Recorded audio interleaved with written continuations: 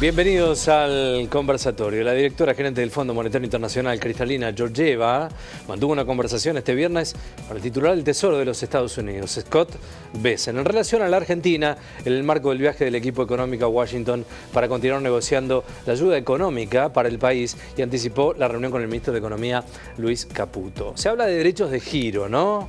No era plata. ¿Eran papelitos? Está en la imagen del día.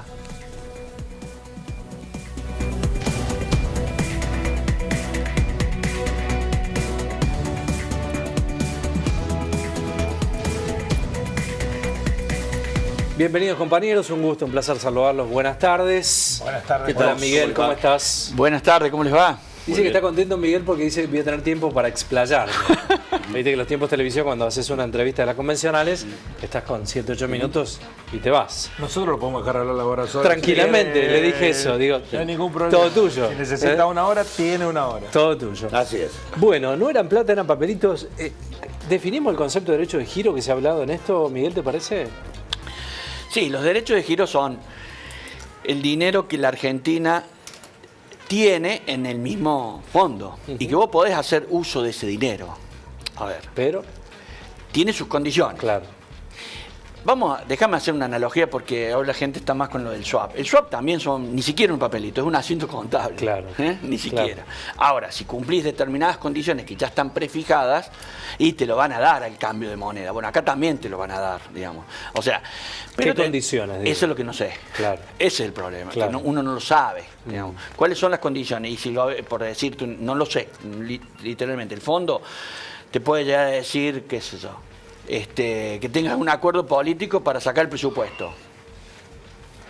¿Y hoy lo va a sacar el presupuesto? Claro, muy condicionado. No sé si, claro. Sí, sí. Y entonces no va a entrar el fondo, no va a entrar en otras cuestiones. A ver, ¿ves que me puedo explayar? Sí. No lo dice Miguel Bosch, lo dice Robert Barro de la Universidad de Harvard.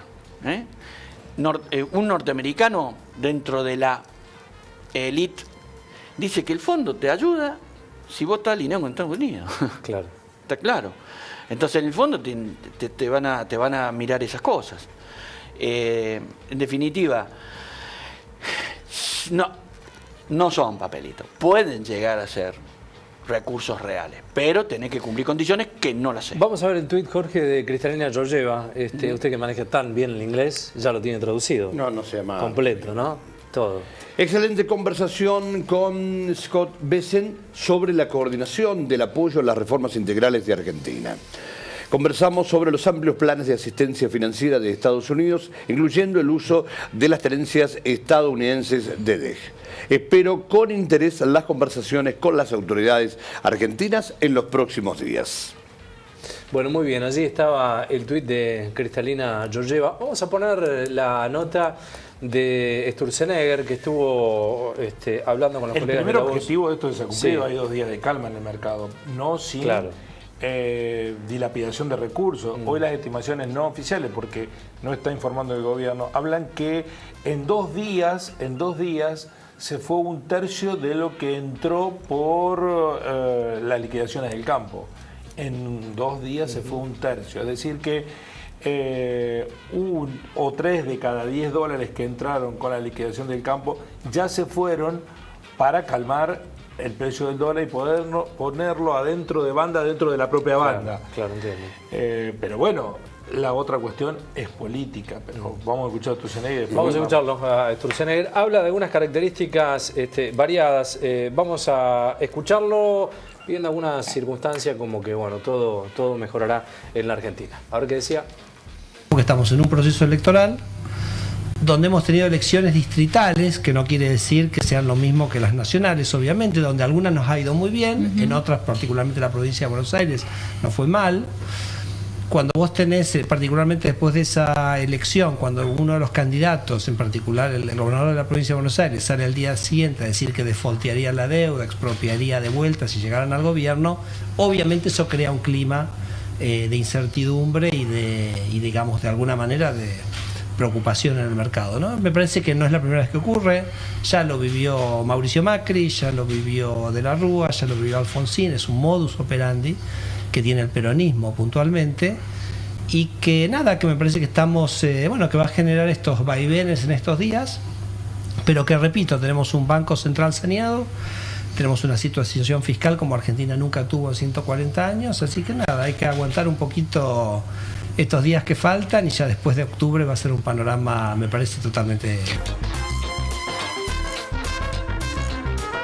La solidez facial de Sturzenegger no tiene límites, ¿no? Cada una de las citas que culpa al peronismo era él mandándose un hierro. Iba a decir una cagada, pero queda feo. No, queda feo en televisión, no es cierto lo que dijo Kicillof. Kicillof no dijo que iba a defaultear, dijo que era imposible pagar la deuda. Como le está resultando imposible pagarla al propio Milei. Es imposible pagar la deuda que tomó el mismo Toto Caputo con Macri. Y que después, en un programa errado, fallido por parte de Guzmán con Alberto Fernández, que dividió el peronismo, lo debilitó políticamente, pero que quedó expuesto que iba a traer inflación, la trajo recontra inflación, porque cuando hicieron el acuerdo con el Fondo Monetario Internacional, la primera crítica que dijo, este acuerdo es inflacionario. Vaya si lo fue. Se llevó puesto al gobierno eso, ¿no? Vaya si lo fue. Y ahora, este señor que en un país serio, medianamente serio, tendría que estar preso. Tendría que estar preso. Fue el protagonista del megacanje con Fernando de la Rúa. ¿Se acuerdan la conferencia de prensa donde estaba Marcos Peña, Sturzenegger, Toto Caputo y Duhovne? ¿Cómo olvidarla? Dijo Toto Caputo una cosa y Marcos Peña dijo una cosa y Sturzenegger dijo otra. Y le está echando la culpa al peronismo de la situación. Lo que hizo fue un acto de absoluta racionalidad política. Absoluta racionalidad política. Elogiado por los propios empresarios, el gobernador de la provincia de Buenos Aires. Pero este chanta, porque es un chanta este tipo, trabaja para los que están ganando plata a borbollones, ¿no? Trabaja para los Estados Unidos, trabaja para... Ya sabemos para quién trabaja. Y viene y se pasea sin ningún tipo de condicionamiento. Bueno, es parte de los olvidos de la Argentina. Los errores que cometió, gravísimos, nos dejaron deudas muy dura, y no solo es económica con el Fondo Monetario Internacional, deudas sociales y deuda de muerte. La crisis económica del 2001 y del 2002, donde este señor fue protagonista, se cobró casi 40 muertos en la calle, ¿no? Y una pobreza descomunal que nos costó salir muchísimo tiempo. Después volvió a hacerlo con Mauricio Macri. Y ahora dicen que va a ser el próximo ministro de Economía. Miguel. En primer lugar, hay una coincidencia, no dijo que iba a defaultear, eso es cierto. Yo tengo una reflexión que siempre le digo, como ya lo dije la otra vez, o sea, no me quieren de ningún lado. Yo creo que acá tenemos un problema de que los que, por decirte, están en línea con Cristina, no, Cristina no es corrupta y puede haber habido otro corrupto. Ahora, Milei es corrupto y su estructura es corrupta. Los que son de Milei dicen, Cristina y su estructura es corrupta, no sé si es corrupto, no, porque puede haber sido inocente, y su estructura y algunos sí. Bueno, yo creo honestamente que eso es incongruente. Yo creo que la verdad, hoy pienso que todos pueden ser corruptos y que hay estructuras corruptas. De hecho, coincido en el que muchas cosas, o sea, para mí son obscenas, de hecho lo voy a decir, lo que pasó básicamente con Libra, para mí lo digo abiertamente, o sea, eso no es tener el link y vos ponerlo, no hay ingenuidad, pero vamos a suponer que fuera una, no, pero ya la segunda es la de Españolo, y ahora la tercera es la de las retenciones, y cuando vos te terminás diciendo, no, pará, es decir, indiscutiblemente mucha mancha ya te define. Entonces yo lo que digo, y acá él ¿qué hace? En este caso, le echa la culpa al otro como si no pudiera ser de este lado, y ahí es donde creo que tenemos que empezar a reflexionar distinto. Que la reflexión es... La parte de Miguel, está diciendo que las cuentas están ordenadas, que se hizo la reforma económica estructural más importante de los 140 años, están pasando la gorra en los Estados Unidos. No, incluso te digo más. Pero ahí había dos periodistas, que saben. También, pero también hay... dejar hacer, ¿no? Seguramente. Pero no, y coincido, porque lo que está planteando dentro del planteo es, a ver, sí, claro, yo si te hago una recesión también tengo superávit, para decirlo de esta manera, si corto, y voy a poder tenerlo después, ¿a costo de qué? O sea, donde yo particularmente no adhiero. Entonces, no, está claro. Es más, el planteo que han hecho respecto al final del Banco Central es el principio. Nos estamos dando cuenta que la economía empieza a flaquear cuando va, ahora hace más o menos 45 días, y empieza a tomar a corregir, dicen ellos, sanear, que no fue sanear, a un costo de una tasa de interés tan alta que lo derivó desde el punto de vista económico en un problema de recesión. Claro. O sea, aguda recesión. Sí, claro, porque aguda venía... recesión. Porque, Mirá los sectores, no hay un solo sector que te diga que las cosas están bien. No hay un solo sector que te diga que las cosas están bien. Es una recesión espantosa la que hay. Y con inflación, porque va a dar 2,5. Y aparte la liviandad discursiva de decir, aguanten unos días, todo mejora, todo cambia. Bueno, es una frase que yo escuché, hay que aguantar el invierno, que yo escuché el segundo semestre. Yo escuché esa frase, no la escuché, la de pasa el invierno porque no había nacido, claramente, pero sí leyendo Bueno, pero ya, en la declaración de esta semana dijo que hay que esperar 40 años para que el país... Ya te digo más. Lo que ahí, ya no quiero más, porque la gente no lo va a aguantar, porque hay gente que tiene hambre. Esa es la parte que me sensibiliza y que hay una lógica. Sí. Y salgamos de la búsqueda de tener el poder para enriquecerse a sí mismo, que claramente creo que existe. Salgamos de eso por el momento. Hay una lógica, que hay gente que te dice, mira, para llegar al desarrollo primero tenés que crecer, después vemos la distribución. Es una lógica. Sí. Otros te van a decir... Eso es teoría del derrame, ¿no? Es claro. Primero crezcamos y después ustedes aguántense la y cuando empieza a caer, vemos. Bueno, eso no funciona. Bueno, y después hay otra lógica que yo fijo... Sí, pero hay gente que no puede pagar el costo. Porque no lo puede pagar. O sea, porque tiene costo de vida. ¿Sí? En calidad de vida, pero real. El pan de cada día. Entonces, es donde...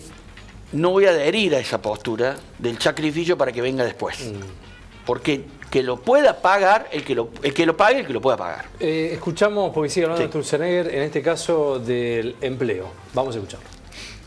Que llegamos de una estructura de administración central más empresas públicas, que eran unas 300.000 personas, se han ido 55.000 personas. ¿Hubo indemnizaciones? Claro, hay un proceso. Depende, digamos, la forma en que la gente estaba contratando. Hay gente que estaba con contratos transitorios, en cuyo caso el contrato se interrumpe porque así es el contrato.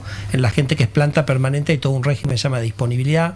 La gente por entre 6 y 12 meses se les paga el sueldo y después una indemnización. Esto a nosotros nos ha permitido ahorrar $2.000 millones por año. Y eso son $2.000 millones menos que nos cobramos de impuestos a todos nosotros. ¿Y qué hacemos nosotros, todos los argentinos, cuando nos encontramos de repente con $2.000 millones más en el bolsillo?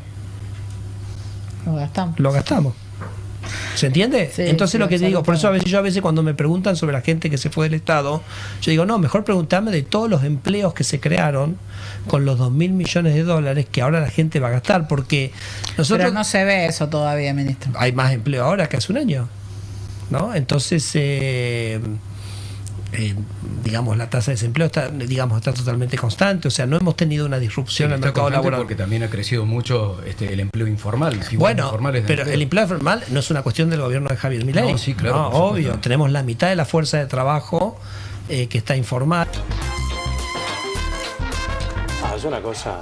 El empleo es una falacia, porque el empleo no creció, lo que creció es la demanda laboral porque no te alcanza la plata. Los que trabajan y los que tienen trabajo suman horas extra o se consiguen otro trabajo para sobrevivir, que generalmente es informalidad, generalmente. Es muy interesante lo facial, Guille, también, en el caso del ministro, ¿no? Cuando tirás fruta, ¿no? Continuamente lo que estás diciendo, porque no te lo crees. ¿No? Digo, mira arriba, mira al costado. Pero aparte no necesitas tener números de la macroeconomía. Además, eso que dice los $2.000 millones que se ahorran anualmente, acabo de decir que se han patinado en 48 horas un tercio de los $7.000 millones, que en realidad no son los 7.000, porque de los 7.000 entraron solamente, recompró 4.000 millones. 180. Exactamente. 4.180. 4.180, así que es un tercio de los 4.180. Bueno, casi $2.000 millones se los patinó en 2 días con este modelo. Y tiene el atrevimiento de decir, no, bueno, pero eso sirve para generar más empleo, ¿no? Y además echó gente muy valiosa en el Estado. Sí, muy valiosa. 140 decías en total, más o menos, en general. Bueno, él habló de etapa. 50.000, Claro. 50.000 personas. Yo decía personal del propio gobierno, está bien. No, De la 140 estructura, sí, funcionarios, del pero riñón. hablaba de la Pero cantidad de empleo empleados, público que descabezó. Sí.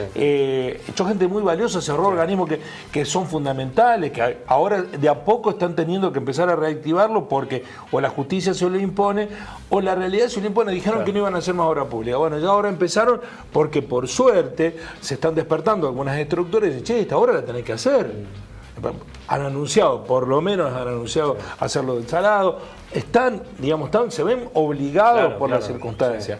Obra pública que no está planificada, no hay estructura, no hay secretaría, no hay ministerio. Con una estructura de obra pública parada literalmente Sí, hace 2 años. Ahora, ¿no? uno se Con lo que pregunta, significa ponerla en marcha. ¿lo van a hacer o simplemente se trata de un anuncio de campaña que le han dicho, che, mirá, me parece que así no va, anunciemos que vamos a hacer tal o cual cosa y después vemos, por un lado. Pero bueno, estamos acostumbrados, Guillermo, a que del presidente para abajo nos mientan permanentemente con los números, con la realidad o con datos que no se condicen con la realidad. ¿Y saben cuál es el tema? Es que es fácil darse cuenta de que las cosas, por lo menos por lo que uno percibe, no son así. Pero hay gente que compra este relato. Y hay gente que escucha que dice, y no, tiene razón, porque hay que darle tiempo, porque están haciendo las cosas bien. Yo he tenido oportunidad de escucharlo y uno se pregunta y dice, pero vos tenés gente, cada vez más gente que no le alcanza para vivir, jubilados que no llegan a fin de mes, gente que aún trabajando tiene que terminar en un comedor pidiendo la comida para los hijos porque no tiene cómo hacerlo. Entonces, ¿de qué estamos hablando? No es que le saco la responsabilidad al ciudadano de a pie. Yo entiendo que mucha gente que ni siquiera tiene tiempo, preocupado por llegar a la casa, por la diaria, o porque no le interesa tampoco la agenda económica, política. Bueno, no es que no sean responsables, porque todos tenemos cuota aparte. Ahora, la cuota aparte de responsabilidad no es la misma para un ciudadano que labura de las 8 de la mañana hasta las 8 de la tarde, vuelve a la casa cansado después de 2 horas de viaje, de pedirle, decir, che, hace un análisis con todas las variables. Bueno, pero tiene que al menos asumir su rol de ciudadano. Bueno, pero hay actores de la sociedad, ¿no? Dirigentes políticos, dirigentes empresariales, dirigentes corporativos, medios de comunicación, economistas, que tienen la información y la responsabilidad de construir, y la cuota aparte aumenta de responsabilidad, si vos advertís que va a funcionar cosas que no funcionaron en la Argentina. Yo estoy de acuerdo con lo que dicen, pero yo creo que la mesa, perdónenme, es lo bueno de la mesa, ignoran que la mitad del tiempo, vamos a decirlo, la mitad del tiempo gobiernan otros que también son malos. Eso es lo que yo quiero que en la mesa empecemos a hablar a veces. No son malos solo estos, los anteriores también, porque esto es respuesta a que lo otro también fue malo. Y lo anterior fue malo, y lo anterior fue malo. No, la Argentina, eso la no hay Argentina, duda, pero eso es la democracia. Eso es la democracia y la alternancia en esta cuestión. Ahora, yo digo, el malo de hoy comparado con el malo de ayer es una ecuación de lavamanos excepcional de las responsabilidades. Porque el malo de ayer, que tenía inflación, vino a corregir lo que hizo el malo de anteayer, que nos endeudó con el Fondo Monetario Internacional en 50.000 millones de dólares. 50.000 millones de dólares. El malo de antes de ayer tenía una inflación del 2% mensual, que todo el mundo decía que era una locura, y ahora se elogia el 2% mensual. Entonces, no es todo lo mismo. Pero con el malo de ayer, el salario promedio de todos nosotros llegaba a fin de mes. Faltaba mucho, por supuesto que faltaba mucho. Hoy todos tenemos los salarios depreciados por debajo de los niveles de la pobreza y una recesión espantosa, con 15.000 empresas que cerraron, que no son lo mismo que el malo de ayer. Entonces, esa igualación, el malo de hoy se justifica en el malo de ayer, es irresponsable. Absolutamente irresponsable y genera desinformación porque iguala condiciones que no son iguales. Dale, Miguel, dale. Porque vos tenés que empezar a agarrar las estadísticas, primero, de cada momento también, y cómo se perdió empleo con el malo de ayer también. Porque si no, estamos de vuelta, estamos creyendo que los costos de esto, los actuales, te dicen que es el de antes. Y cuando vengan los que siguen, van a decir que son los de esto, porque están haciendo eso, estamos viviendo eso. Vos miralo, y vos hablás de la inflación, lo hemos hablado 1000 veces. La inflación y el proceso se empieza a producir durante 7 años que no les importó corregir la inflación. Te estoy hablando del 2007 al 2014. ¿Vos creés que está corregida la inflación? No, pero yo te estoy hablando cómo se generó. ¿Cómo se generó? Y no estoy hablando por los niveles, te estoy hablando del proceso. Y ese proceso, que durante 7 años se generó, después, mira cómo sigue escalando, digamos, exponencialmente. Entonces, no, yo no estoy de acuerdo donde esto es lavarse las manos. No, la situación concreta es que realmente tenemos políticos que no se preocupan por la sociedad hace 70 años, si querés. Si querés, lo no, yo no coincido con eso. Y no hay, yo veo, porque ahí es donde yo creo que empezamos a ponernos en un péndulo donde cada uno de los últimos vaivenes que tenemos, estamos cayendo en grupos de poder que lo único que le interesa es administrar el poder, no le importa desarrollar el país. Creo interpretar lo que Miguel manifiesta, digo, la consecuencia de un Milei es todo un proceso político mal hecho. Y él es malo, porque esto no es un grupo bueno que viene a desarrollar el país y que le cuesta, no le importa. Che, 1.200 millones de dólares para conseguir 4.000 millones de dólares. Yo querría que me hubiesen ofrecido ese negocio, aunque sea un chiquitito así. Entendemos que estamos hablando que le bajó las retenciones por 1.200, se lo agarraron unas 5 o 6, y ¿sabe lo que hubiese comprado de dólares el gobierno, negociándolo con muchos, si le hacía ese descuento? ¿Me entienden lo que les quiero decir? Claro que sí que está mal, eso por supuesto que yo lo veo negociado también. Tenemos que ir a los títulos, está súper interesante, pero vamos a los títulos del día y volvemos a dialogar sobre este tema, los títulos del día. Los mercados a la expectativa de Estados Unidos. El dólar blue cayó por segunda jornada consecutiva, cerró en 1.440 pesos y quedó por debajo del oficial minorista, algo que no pasaba desde el 16 de septiembre. Sucede en medio de las expectativas sobre las reuniones del equipo económico en Estados Unidos. Mientras tanto, los bonos soberanos operan fuertes alzas de hasta 5,1%. El Fondo Monetario Internacional, garante del auxilio financiero, la titular Kristalina Georgieva mantuvo una conversación con el titular del Tesoro de los Estados Unidos, Scott Bessent, en relación a Argentina y sobre la posibilidad de que Estados Unidos use los derechos de giro del Fondo Monetario Internacional en el auxilio al país. La titular del fondo indicó que fue una excelente conversación sobre la coordinación del apoyo a las reformas integrales de la Argentina. La oposición sigue presionando en diputados.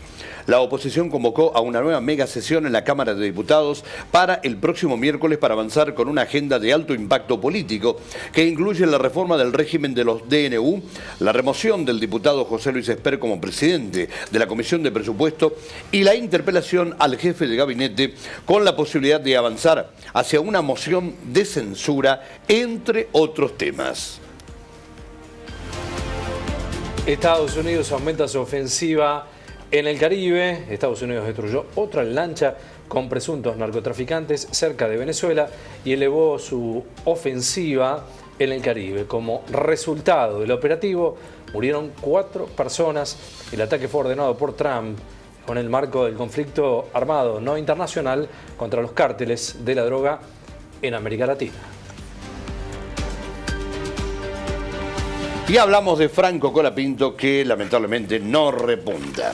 El primer día de actividad en el trazado callejero del Gran Premio de Singapur, Franco Colapinto fue 19º en ambas sesiones de práctica.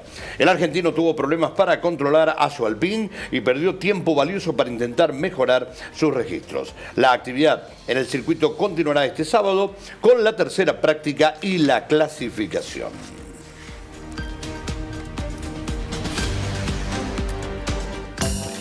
Nos vamos a meter de lleno, esto hace minutos nada más, un tuit allí, lo veníamos manifestando con este Macri que empieza a acercarse de a poquito a Libertad Avanza. Tuiteó El presidente Javier Milei, Jorge. Reunión en Olivos. Recién hemos terminado una muy fructífera reunión con el expresidente, el presi, Mauricio Macri, el jefe de gabinete Francos y la secretaria general de la presidencia, Karina Milei, en la que acordamos trabajar en conjunto a partir del 27 de octubre para construir los consensos necesarios que nos permitan avanzar en las reformas estructurales que necesita nuestro país para que sea grande nuevamente.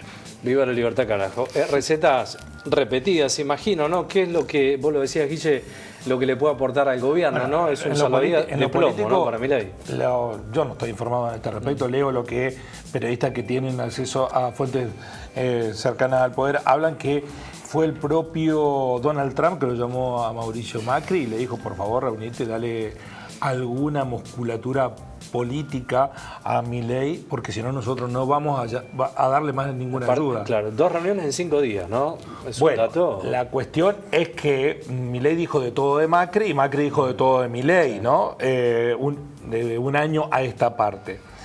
No los une el amor, los une el espanto de una realidad que se le va a Milei por todos lados. Yo insisto con mi lógica de interpretación que Macri, que sabe esperar y ver pasar el cadáver del enemigo, lo va a aprovechar lo más que puede. Le va a pedir ministerios, le va a ejercer influencia, va a sacar tajada de esta situación.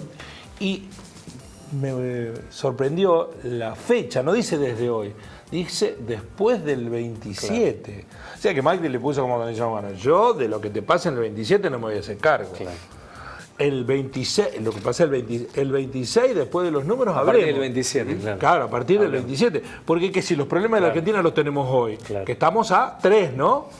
Del 3 al 27 faltan 20 días, que en la Argentina es una catarata de problemas todos los días. Pero si vos querés ponerte a resolver, lo vamos a hacer. Pero déjame. Después del 27. Mauricio le dijo, mirá, después de los resultados, vamos a ver cómo nos organizamos.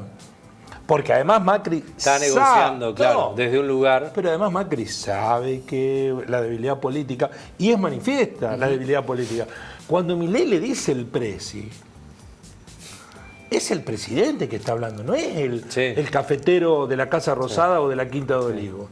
Es el presidente el que está. Se nota la posición de fuerza. Pero se nota una desesperación, se nota una desesperación por un escenario absolutamente adverso. Yo no estoy hablando de economía ahora, estoy hablando de política. Se los ve desmadrado absolutamente políticamente, porque además está el narcoescándalo de Esper, que es de una dimensión mayúscula y que lo quiero conectar con un título que no quiero dejar pasar por alto. Imagínense si un avión de Venezuela sale, ve una lancha de los Estados Unidos y la bombardea. ¿Qué estaríamos haciendo hoy? ¿Qué estaríamos haciendo? Es una locura lo que está haciendo Trump. ¿Qué sabés si hay? Suponete que tenga informe del Servicio de Inteligencia. ¿Qué sabés que iba ahí? Sí, una locura. ¿Por qué tenemos que creer? ¿Por qué Estados Unidos se arroga ese derecho? Porque son narcotraficantes. ¿Y qué hace con los narcotraficantes que están adentro de los Estados Unidos? ¿Por qué no los bombardea a los propios? ¿Qué locura es eso? ¿Se imagina si nosotros, cualquier país del mundo, tomara esa acción con cualquier nave, lancha, yate norteamericano? Desaparece, literalmente. ¿Qué en vivo y en directo para todo el mundo, porque fue eso. Claro, ¿qué diríamos del mundo? Es una locura aceptarlo esto, porque del otro lado se supone que son lanchas con drogas que salen de Venezuela. Inchequeable, porque además Venezuela no es una fuente de producción de drogas, lo es Colombia, lo es más Ecuador, no Venezuela. Una locura absoluta. En la tarde-noche. Tristemente tenemos cristales diferentes para mirar las cosas, dependiendo de quién venga. Lamentablemente. Yo trato, por eso lo digo, trato de decir. A ver, en términos generales, Guillermo, es lo que uno ve. ¿Te das cuenta? Vos fíjate, hay un atentado, ocurre en Estados Unidos o en Europa y todos estamos hablando de ello. Pasa lo mismo, por ejemplo, en un país africano. Bueno, eso es el manejo del flujo informativo, ¿no? La occidentalización de la circulación de las noticias. Miguel. Respecto, coincido, lo de Macri es una muestra clara de debilidad, ¿sí? Y en el fondo, está aprendiendo, no sé si está aprendiendo, no sé si llega a eso, pero el nivel de soberbia con el que enfrentó estas elecciones intermedias, creyendo que se iba a llevar puesto todo, ha sido tan grande. Sí. Y eso, hoy, o sea, realmente es una muestra de debilidad que necesita de alguien que lo apuntale. Eso está clarito. No yo soy un economista, pero creo que lo podemos. Sí. Y encima, si a esto se refiere a que un presidente lo llama a Macri para que le atienda el teléfono a Milei, digamos, sería. Hablábamos hace algunos minutos, lo decía Guille también, el tema de Esper, ¿no? Bueno, finalmente ayer a la tarde-noche se ve obligado por circunstancias que son realmente muy claras a hacer esto, ¿no? Hacer un comunicado y, bueno, hacer un descargo, ¿no? Ensayar un descargo, no aclares que oscurece. Pero vamos a escucharlo. Siento la necesidad de hablarle a todos los argentinos de frente y con total sinceridad. Ya dije cómo conocí al señor Machado. Me lo presentó el doctor Pablo de Luca como un empresario exitoso y admirador de mi apuesta por una opción liberal para la Argentina. A comienzos de 2019, Federico Machado me propuso presentar mi libro La Sociedad Cómplice en Viedma, su ciudad natal.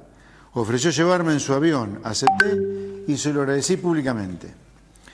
Ese mismo año decidí involucrarme en política y me postulé como candidato presidencial. En ese momento las ideas de la libertad, después de muchos años, volvían a sonar fuerte en Argentina y se me acercaron muchas personas. Federico Machado fue uno de ellas. Además, Machado me dijo que una empresa minera vinculada a él necesitaba de mis servicios como economista. Me contactó entonces el señor Iván Morales de la empresa Minas del Pueblo de Guatemala. Tuvimos una reunión hacia mediados de 2019. Lo que me solicitó fue asesoramiento sobre distintos proyectos que tenían y, sobre todo, consejo para reestructurar la deuda de la empresa que estaba activa y que tenía pocos años de existencia. En enero de 2020, nuevamente ejerciendo mi profesión como consultor económico y habiendo finalmente firmado un contrato con aquella empresa, comencé a recabar información para emprender el trabajo acordado. A principios de febrero de ese año, reitero, terminada la elección y totalmente dedicado a mi actividad privada de consultor, recibí un adelanto en virtud de ese contrato. Fue en una cuenta a mi nombre radicada en Estados Unidos y que estaba declarada en la Argentina. Nada que esconder. Es más, una de las condiciones que puse es que el pago de los $200.000 se hiciera exclusivamente por transferencia desde otro banco que también estuviera en Estados Unidos, de manera que la operación fuera totalmente transparente. No se trató de un pago del señor Machado, sino de una empresa que solicitaba mis servicios profesionales. Muy bien, allí un tuit del presidente Javier Milei respecto a la declaración de José Luis Espert. El profe Espert desmontando la inmunda y burda operación montada por el kirchnerismo. Los kirchneristas están tapados de causas de corrupción y, como todo ladrón, creen a otros de su misma condición. Fin, dice Javier Milei. Le voy a pedir a Martín, que seguramente lo va a encontrar porque lo va a hacer rápidamente. Hace minutos nada más en la televisión, un comunicador que es ultra kirchnerista presentó un video en donde se lo ve a José Luis Espert tendido al lado de una pileta adentro de la casa de Fred Machado, ¿no? Haciendo bromas con Fred Machado. Con lo cual da por tierra eso que lo vi solamente una vez, no lo conozco. Fred Machado en el video. Lo tenemos. Bien, es ultra K, eso sí, le da la razón al presidente, porque es recontra kirchnerista el comunicador que presentó el video. Ejercicio de la función pública es un producto de mi actividad privada. Sí. 2. No, bueno, ahí va, ahí lo encontramos. Y va, ¿no? Respecto a esta cuestión. Bueno, lo de Milei es un escándalo de proporciones mayúsculas, porque además hay un rompecabezas. Ahí está, mira. Bueno, pero me gustaría que escuchen la presentación del propio comunicador, porque lo hizo Eduardo Feynman. Eduardo Feynman presentó este video. Eso es 2018, casa de Fred Machado, en donde ahora está preso con prisión domiciliaria en Viedma, ese que está tendido allí en esa actitud absolutamente preocupado por quién será este señor que no conozco, es José Luis Espert. A ver. Congelamiento de precios de Macri. Te das cuenta, ¿no? Gobierno de Mauricio Macri. Claro, 2018, por eso. El presidente central. Preocupado por el plan de congelamiento de precios de... Expert, que dice que no lo conoce y qué sé yo, qué sé cuánto, ¿no? Que no prácticamente medio que lo desconoce o que no había confianza, ¿no? Este video lo grabó el propio Fred Machado en su casa de Viedma aquella vez que viajaron para la presentación del libro. Bueno, allí estaba el documento, ¿no? Estamos esperando que suba la tasa. Da la impresión que, salvo que José Luis Esper, que es muy posible, tenga información que lo complica... Que lo comprometa el presidente. Bueno, el abogado de Fred Machado, hoy es el abogado del presidente. Claro. ¿No? Se comenta que la salida de Esper, digamos, está limitado, por lo menos ha hablado con el presidente. O te dice, va a rajar a otro. La oposición no quiere que se vaya, José Luis Esper, hasta que ya de las boletas no lo pueden sacar, no lo pueden sacar. Pero va a estar en la boleta. Sí. Ya no pueden imprimir boletas nuevas. No quieren que se vaya, porque esto es... Aparte, todos los días va a haber algo nuevo, porque él anoche dijo, recibí pagos.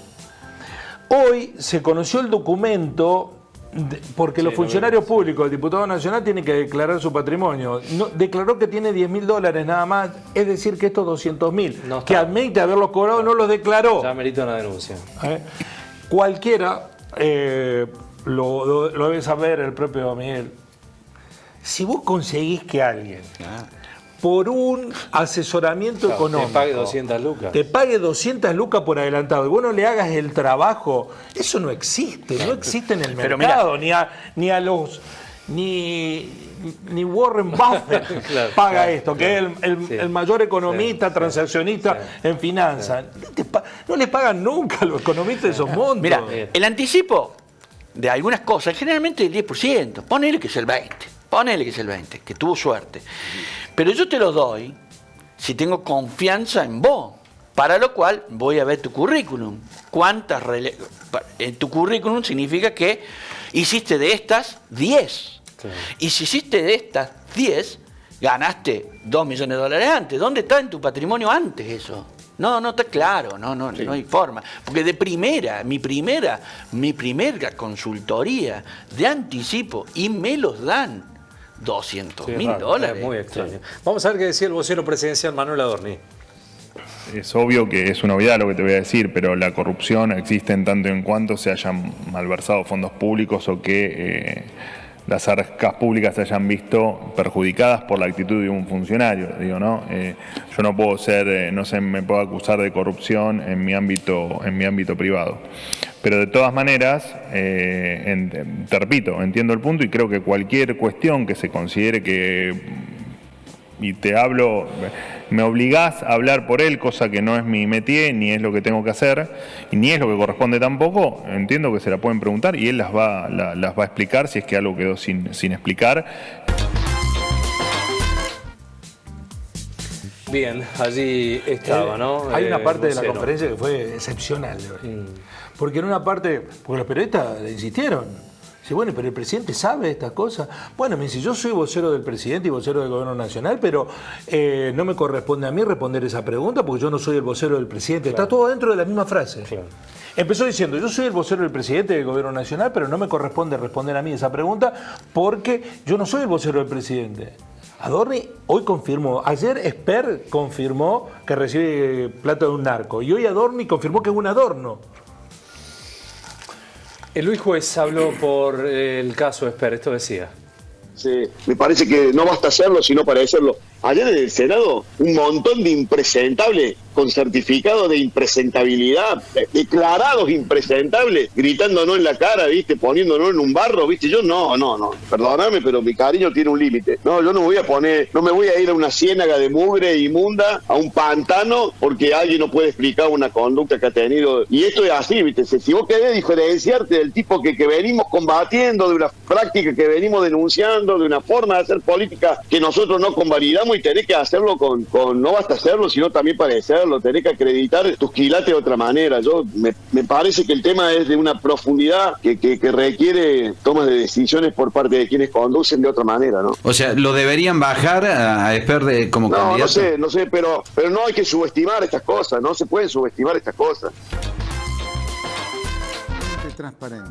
Bueno, muy bien. Cerramos con Mayans este tema, también hablando de un tema bueno que impacte de lleno al gobierno nacional. Vamos a escuchar a José Mayans. Darlo a Esper está en este momento ocupando un lugar muy importante en el Congreso de la Nación. O sea, hay que separarlo primero, hay que sacarlo fuera. Y cuando sienta que pueda ir preso, ahí va a cantar hasta la comparsita al revés. ¿Verdad? Así que no, hay que tomar en serio esto porque esto es gravísimo. Sí, es grave y arrastra también al gobierno. Es lo que se dice hoy a nivel nacional en el gobierno, y que se esté dando tanta vuelta, porque cada día que pasa le suma más descrédito a Esper y al gobierno por tenerlo como candidato. Tiene que haber una razón muy fuerte dentro de los argumentos por los cuales se sostiene a Esper para que no se pare el drenaje. Como vos tenés una herida de una pierna, te hace rápidamente una apretada para que no te siga sangrando. Sí. Bueno, aquí pareciera que hay algo que nosotros no sabemos y que hay información que tiene Esper. Hoy se conoció también que la empresa que supuestamente le pagó los $200.000, que es de Fred Machado, tiene investigaciones en Guatemala por contactos con el cartel de Sinaloa. Por lo cual, la sucesión de acontecimientos son una bola de nieve cada vez más grande, ¿no? Cada vez, insisto, el del propio Eduardo Feynman es fuego amigo. ¿Quién es la principal fuente de Feynman? ¿Cristina Fernández de Kirchner, a la que odia y la quiere presa y lo disfruta? No. ¿Quién le informa a Feynman?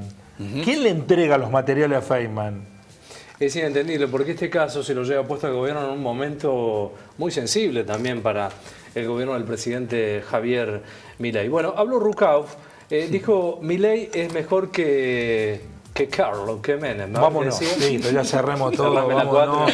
Cuando vos quieras que la inflación llegue como puede llegar el año que viene, a menos del 1 mensual, y puede llegar el 27, como la teníamos con Menem, al 3% anual, para hacer eso, lo que hizo Milei es mejor que lo que hizo Menem, porque invirtió el camino, bajó el gasto público, y el día que llegue la inflación de un dígito no se va más. Nosotros cometimos el error de bajar la inflación. Durante 7 años había una inflación de menos del 3% anual, pero el gasto público no lo bajamos. Claro, por eso después ante las dos crisis internacionales nos fuimos a la miércoles. Entonces, yo lo que creo es que hay que entender que Milei a veces habla en difícil, ¿no? Traten de ver atrás de lo que habla en difícil a un tipo que es el primer economista que es presidente de la Argentina, que tiene exactamente claro lo que hay que hacer económicamente en la Argentina, y que a veces lo que le falta es sensibilidad política. Es decir, él no espera la puñalada por la espalda. Claro. Y yo les digo a la gente que está gobernando, miren, cuando uno es punto, nadie te ataca. Sí. Cuando Milei empezó no podía ganar, no había operaciones sucias, ahora es banca.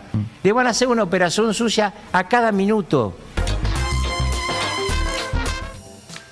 Bueno, muy bien, allí Rucauf, que ha vuelto a los escenarios. Es un milagro de la Argentina que Rucauf vuelva a ser una referencia, un panelista, ¿no? Es porque no encuentran quién salga a defenderlo a Milei, y encontraron a este señor, que además, digamos, en su gestión en la provincia de Buenos Aires dejó muchísimo que desear, ¿no? Hagamos una ayuda a memoria de quién era Rucauf, que ahora dice que el gasto público era mucho. Rucauf entregaba zapatillas a la gente que necesitaba, con la leyenda Rukauf, gobernador, entregaba una zapatilla antes de las elecciones y si ganaba te entregaba la que completaba el par. Claro. Ese era Rukauf. Ese era Rukauf. Ese era Rukauf. El señor que andaba por todos lados. De hecho, en la época del menemismo, Rukauf andaba siempre con una sonrisa. Y había un desastre económico, que instaló la leyenda ¿de qué te reís, Rukauf? Porque lo trata de insensible a Milei. Él era el insensible, porque alrededor había un desastre económico, un tercio de la población fuera de la economía, 25% de desocupación, 25%. No había inflación, es cierto, había deflación, bajaban los precios, pero había una recesión brutal que no podía comprar nada, nadie. Bueno, lo que pasó, todos sabemos lo que pasó con la convertibilidad. Eso, que Rukauf, que hoy quiera venir a decirnos cómo... Y hace tiempo que lo está manifestando. Es la falta de memoria, es la falta de memoria. Sí, absolutamente. Sí, porque hace tiempo que ha vuelto a los medios y con panelista defiende panelista en defensa de Javier Milei.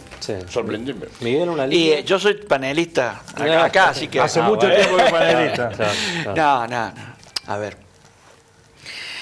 Indiscutiblemente Menem fue muy malo, ¿no? No nos olvidemos que fue condenado, ¿no? Que le vendió armas a Ecuador contra Perú, que fueron nuestros aliados. Voló una ciudad para ocultar eso. Así está claro que, bueno, probablemente alguien sea menos mal que Menem, y probablemente. Pero no. Hay mucho por mucho más deja. Vamos a escuchar a Lilita Carrillo, que en esta, como en tantas otras, se fue nuevamente al pasto. Escuchalo, mira. Bajarlo criteriosamente, no reducido como número de cuenta. Tomá Catamarca, que vos tenés sociedades altamente endogámicas, casi como los reyes, como los borbones, en la cordillera. Esas sociedades donde se casan entre hermanos, primos, etcétera, porque hay una altísima endogamia en lo que es la cordillera, genera muchos problemas de discapacidad. Entonces, entender el país... en un recorte en todos lados, te van a salir a responder. Pero a ver, entender el país... Yo lo entiendo, lo recorro, lo vivencio, soy un apasionado. Bueno, yo lo recorrí 30 veces completo, no sé si así que vos lo sabés. Por conocer. Entonces hay problemas que empezaron a ser necesidades y empezaron a ser derechos. Y yo... Allí está el título, ¿no? No hay ningún estudio científico, porque a partir de estas afirmaciones todos salieron a buscar. Vamos a buscar estudios. No hay ningún estudio científico hecho que dé cuenta que esto ocurra. Me hace acordar hace un par de meses atrás, no tanto, un mes atrás, en Chile hubo una polémica muy grande, porque una diputada de derecha, en el medio del conflicto eterno que tienen con los bolivianos, a los que le sacaron la salida al mar, dijo que los bolivianos eran como era. El problema en ese momento del que hablaba la diputada era que entraban autos, robaban autos en el norte de Chile para venderlos en Bolivia. Ese era el conflicto. Y dijo que era imposible sentarse a negociar con los bolivianos porque por haber crecido en la cordillera, en el altiplano, crecieron con falta de oxígeno en el cerebro. La diputada lo dijo en el Parlamento. Y nacieron un poco tontorrones, dijo la chilena, ¿no? Parte de la misma lógica, esa mirada discriminadora, ¿no? Los pueblos a los que alude son mucho más sabios que nosotros y tienen mucha más historia y aguante y resistencia. Después le respondió un ministro, un ministro, pero no vale la pena porque el ministro dijo, bueno, el problema de los chilenos es que comen mucho pescado y ya sabe lo que a uno le pasa cuando come mucho pescado. Miguel, ¿cómo la pasaste? Muy bien, como siempre. Muy bien. Esperamos nuevamente. Gracias por invitarme. Gracias Jorge. Nos reencontramos. Está cerrando antes que... No, es fantástico. Está Lerdo el que toca la... Muchas gracias.